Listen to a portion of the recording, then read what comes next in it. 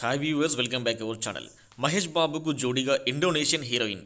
మహేష్ బాబు ఇప్పుడు తన నెక్స్ట్ సినిమాలో అంతర్జాతీయ యాత్ర చేయబోతుంటాడు. ఆ క్రమంలోనే నటీనటుల ఎంపిక సైతం మారిపోతుంది.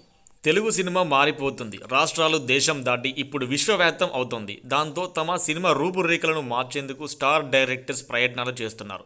అందులో మొదటి వరుస ఉన్నలో ఎవరి అంటే రాజమౌళి మాత్రమే అని చెప్పాలి. ఆయన బాహుబలి, త్రిపుర చిత్రాలతో తెలుగు సినిమా మార్కెట్ని నెక్స్ట్ లెవెల్కి తీసుకెళ్లారు. ఇప్పుడు మహేష్తో కలిసి అంతర్జాతీయ యాత్ర చేయబోతున్నాడు. ఆ క్రమంలోనే నటీనటుల ఎంపిక సైతం మారిపోతుంది. నార్త్ నుంచి హీరోయిన్స్ని తెచ్చుకునే తెలుగు సినిమా ఇప్పుడు ఇతర దేశాల నుంచి కూడా హీరోయిన్స్ని తెచ్చుకుంటుంది.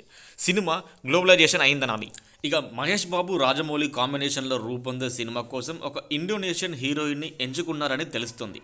ఆమె పేరు చెల్సియా ఇస్లాన్. ఇప్పటికే ఆమె కొన్ని హాలీవుడ్ చిత్రాల్లో నటించింది.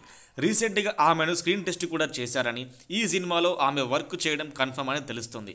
అయితే చెల్సియాని హీరోయిన్ కోసం ఎంచుకున్నారా లేదంటే ఏదైనా కీలక పాత్ర కోసం ఎంచుకున్నారా అనేది తెలియాల్సి ఉంది.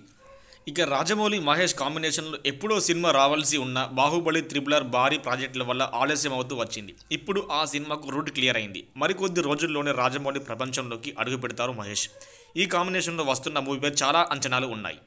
అలాగే ఈ చిత్రం కోసం 1200 కోట్ల బడ్జెట్ని కేటాయించారని వార్తలు వస్తున్నాయి. అయితే ఒక తెలుగు హీరో నటించే సినిమాకు అంత పెట్టడం అంటే మామూలు విషయం కాదు.